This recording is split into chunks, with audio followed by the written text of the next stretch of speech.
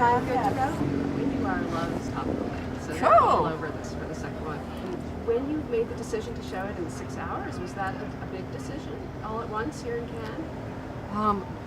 Well, we were offered to screen it here in the whole 6 hours. We thought they'd probably just show 2, but then they said, no, we'll show the 6. I'm really thrilled because it's, we showed 6 in Sundance for the first series, and it was a highlight for us all to be there with the audience and experiencing the story. So I really wanted that. So did people come up to you in the middle of the intervals and tell you? Yeah, they talked. We encouraged them to. Only tell us good things, though. Yeah. They only told you good things. They didn't say, like, this is fucked, this is not as good. They did come up and say, oh, this is even better than the first one. At Sundance, this guy got me in the foyer and started telling me all these stories about himself. We both ended up crying on each other's shoulders for about 10 minutes. So when you were told you were going to do another one, what was the most sort of daunting aspect of it in terms of continuing the story? Yeah, that's a good question. I think it is very daunting for me because I'm both writing and directing, although actually Ariel directed 4 of these episodes. And one of the daunting things is to find another director to work with, to collaborate with. I already had Gerard, so that was good, but we still, it's a big job getting the scripts to the standard that we like them. And Garth was now a superstar, so he wasn't available. Lion Central. Yeah, Lion Central. So trying to find someone who had the right tone, and you just didn't know what's going to happen. And anyway, I really lucked in on this guy, Ariel. You started with shorts, and so did he. How did you find him? Well, I asked Garth, who should I get if I can't have you? And I mean, really, all roads led to Ariel in Australia in terms of who people thought was an up-and-coming talent. And I saw Partisan, and I saw his shorts, and I was really excited and really nervous, would he like it or not, the scripts. And it was it was a bit of a blessing. What did you think? When I read it, I loved it. It's the first time I'd ever considered directing someone else's script. That I really connected to it on a really kind of really deep level. And I love that, it's not something I would have or could have ever written myself. The image of the suitcase with the hair flowing in the water, all of that water stuff is so beautiful. Thank you. As a central image. Yeah, I think that's one of the ideas you started. That idea was very early on. Yeah. I think because this whole series is really centered around motherhood in a way, and it feels like the suitcase in the ocean, and it's a kind of a stillbirth, a sad stillbirth, and the ocean is always such a feminine thing to me, and it's like the suitcase is almost like a uterus, Yeah. Did you go all the way to the morgue? Yes, we do. We do that whole journey. And I did make a bit of a friend with the guy that runs the morgue in Sydney, although he's actually been replaced recently. But I really loved meeting with him, and we used to talk morbid stuff all the time together because he just loves it. And I'm just fascinated in that detail. So They opened the morgue for the first time for filming. So we they allowed us to shoot in the morgue, yeah. Which actually was really much more than I bargained for, because what I didn't know is we had to shoot at night. They said they were closed, but no, they weren't. People keep dying, I guess. Bodies kept coming in, and there was a bell that would go, and that meant we had to stay in the room we were in. The body would come in, that body bag would be opened, and be photographed, and stench from that, They would put the body in the freezer, and then they're like, okay guys, you can come back and film. And we all walk in there, it's just like the stench. Oh my God, it was very confronting, and for some people just too much.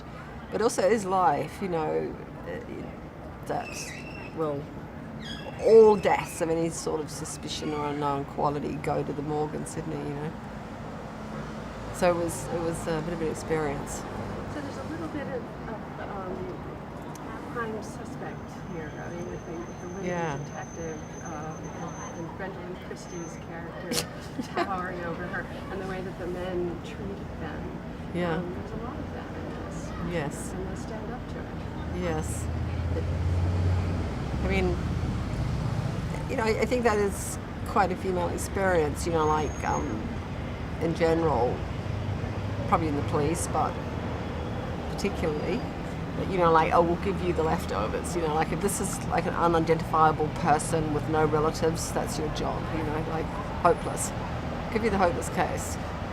And I think what's touching for me is that, Robin really identifies with China Girl. The leftover person, the person no one cares about. She actually feels it and thinks that your life matters. What happened to you matters.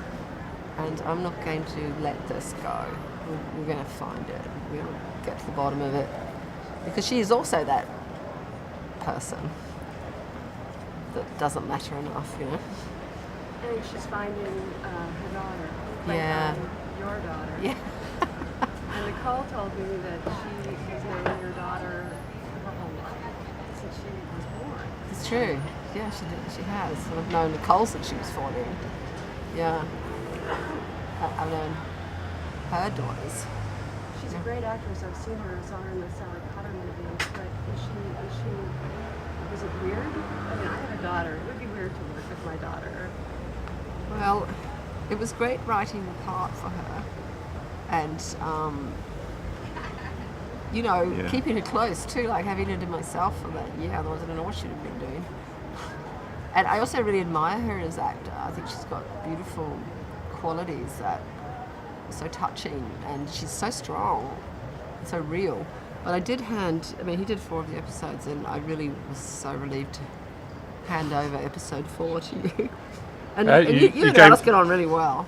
She gave me the tough ones. Yeah, I did. Because it's really hard for me with my daughter to, I don't know, see her being abused in the back of a taxi or whatever and want to do it again and again. Like, oh, I don't know if he hit you hard enough that time. Try it again. Is that what I said? No, but I wouldn't want to say that. I'd be just Yeah. like, oh, that'll do. That's very good. Like, let's Yeah. move on. Yeah. I thought the last series was dark. Yeah. This one, just from the get-go, you're going all the way. You're making it really uncomfortable. Do you think so? I sort of said that. A lot of people said this one felt like love to them. Well, there's both. Yeah. It starts dark, this one. Yes. Yeah. Because she's really broken.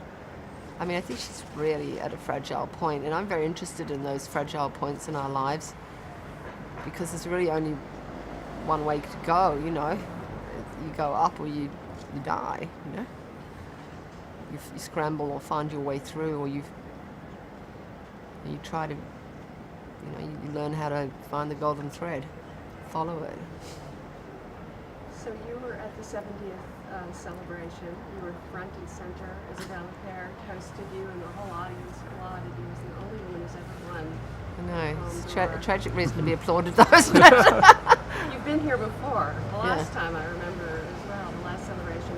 What's going to have to happen for things to get better? I know, Andrea Arnold and I were talking about it, and she also said she was speaking to the female director of Tony Erdmann, and she had been saying, we've got to do something, and so we started to think like, let's have the Wonder Woman film school, Really turn your aprons into capes, and no, but really to get the creme of our industry together, people like Sophia and whoever's just kind of completely killing it out there, and make it super cool, and then we invite one guy in.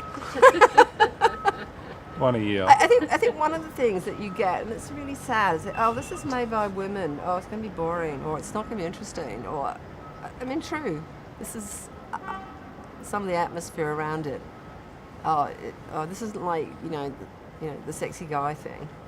But I think that is changing. I think that women are really enjoying some of the work that's been really written for them recently, even though not all of it's been directed by women, but Jill Soloway's work, I'm such a big fan of. Television is a more warm and embracing place for you as well. I feel like I can say whatever the hell I want to in television, Whereas in film it seems to be more controlled by the guy in the patriarchy. I'm afraid so. It's true.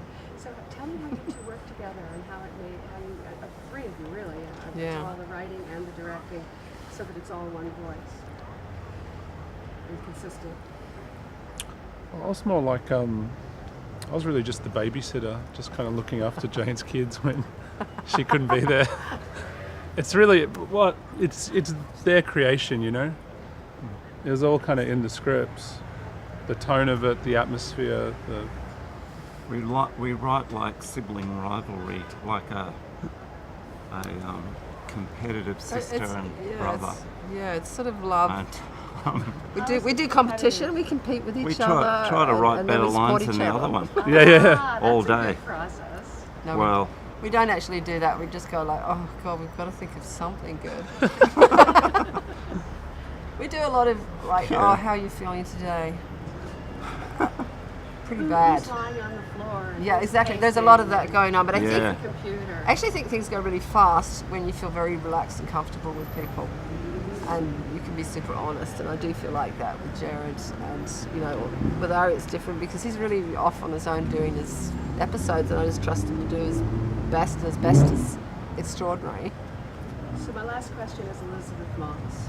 Oh my God, She is my crush. amazing. Yeah, she is And- amazing. and tell me, did she do anything in this series to surprise you or she you already knew she could do? All the time.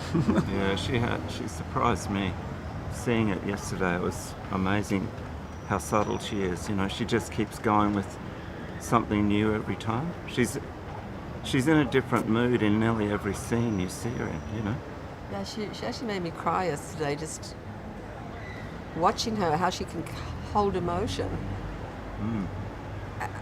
and give, you know, like show the sign of it is so minute, but it's totally present, and you know, Radiates out of yeah, her. and it's very moving, very moving performer, and she's got strength, and she's also got that sort of like the pride of the unadmired, you know, the one that's left out, which is so moving to me because I think most of us feel like that at some time or another.